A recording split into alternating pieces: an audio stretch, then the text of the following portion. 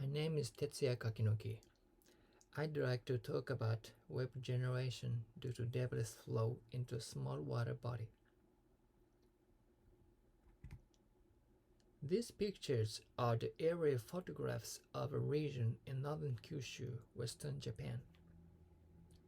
This area was hit by a heavy rainfall in July 2017.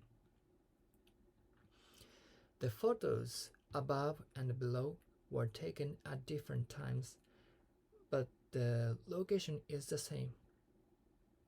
The upper photos were taken in May 2017 before this area was affected, and the bottom photos were taken in February 2018 after the disaster.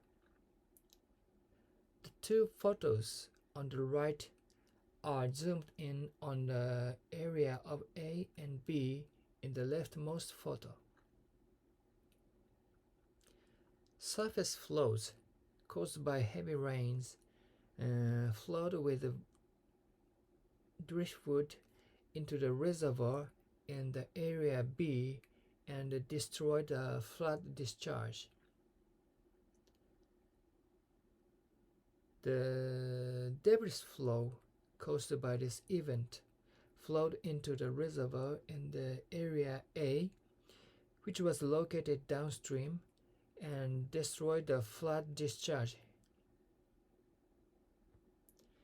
There was a view that the debris flow might have caused waves in the reservoir, and the waves might have affected the area around it.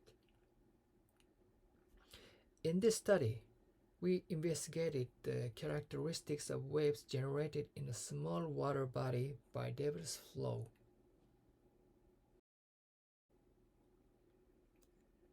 Some of the previous studies on tsunamis associated with slope failure and similar studies are as follows. There have been a number of studies on large-scale tsunamis, such as those caused by the collapse of mountains. These studies examine the behavior of waves generated by dropping rigid models, glass beads, or sand into the water along the slope. Secondly, there are studies that use numerical calculations. The particle method is used to calculate and characterize tsunamis generated by sediment inflow due to slope failure. In a multi-phase flow model based on the shallow water flow equations, the inflow of collapsed sediment is modeled as a fluid and coupled with the motion of the water part, and the wave generation is calculated. Some studies on small water bodies, such as dams, have analyzed wave generation associated with slope failure in dams to investigate the wave and sediment transport characteristics. However, there have been few studies on the mechanism of wave generation and propagation in small water bodies such as reservoirs. Next, I will show you the purpose of this study. In this study, in order to clarify the hydraulic characteristics of the wave caused by the heavy rainfall induced debris flow into a small water body, such as reservoirs, we used the hydraulic model experiment to understand the phenomenon and investigate the numerical analysis method. Next, I will show you the experimental equipment. Experiments were conducted in a two-dimensional tank, 2 meter long, 0.05 meter wide, and 0.5 meter height. The geometric similarity of the model is 20th, assuming a reservoir with a water depth of 5 meters. As the debris moves down the slope and hit the fluid reservoir, the waves will be generated.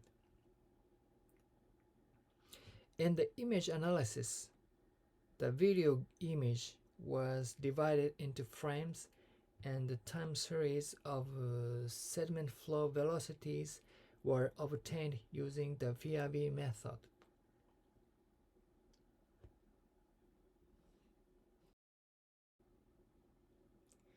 This table shows the experimental conditions. Two types of gravel were used in the experiments. The sediment volume was adjusted so that the volumes were equal between the test cases. The other values are shown in the table, and the 12 test cases were set up on the basis of these values.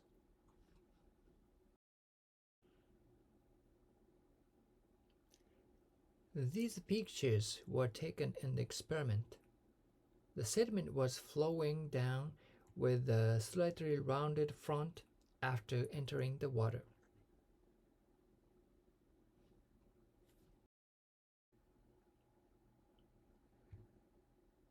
These upper figures show spatial waveforms of water and sediment flow surfaces using image analysis. In all cases, the grain size and the initial position of the gravel were the same, and only the amount of sediment differed.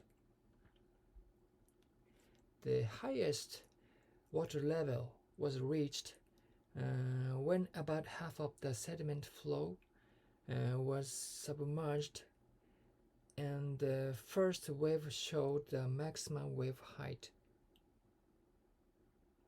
The lower figures showed the temporal and the spatial distributions of the horizontal velocities of debris flows obtained by VIV method, where the velocities are depth-averaged horizontal velocities.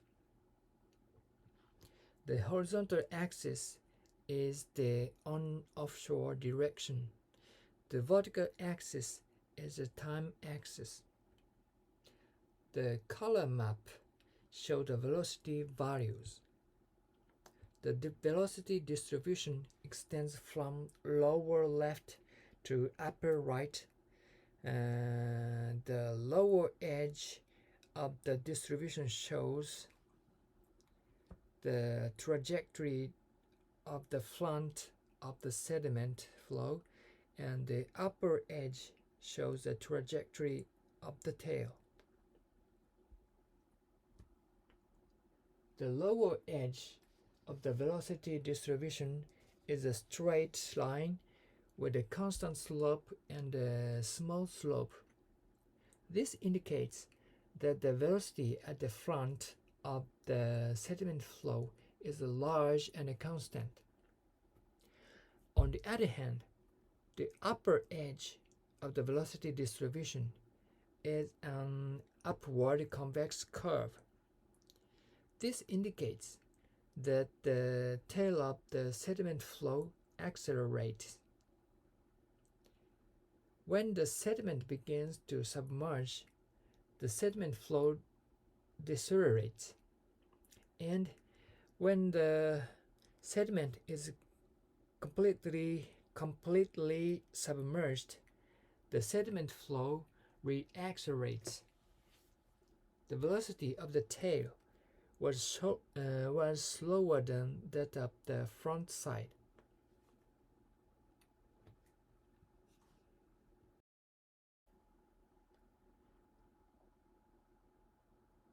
This figure shows the maximum wave height for all cases. It was found that the higher the initial position of the sediment and the greater the mass of the sediment, the higher the wave height. Next, I'd like to show you the governing equation for the numerical simulation.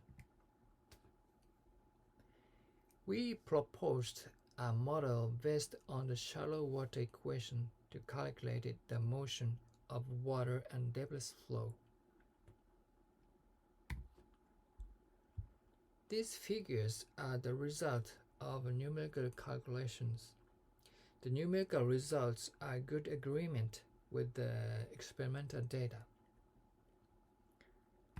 Now I'd like to conclude my presentation. Thank you very much to watching my presentation to the end.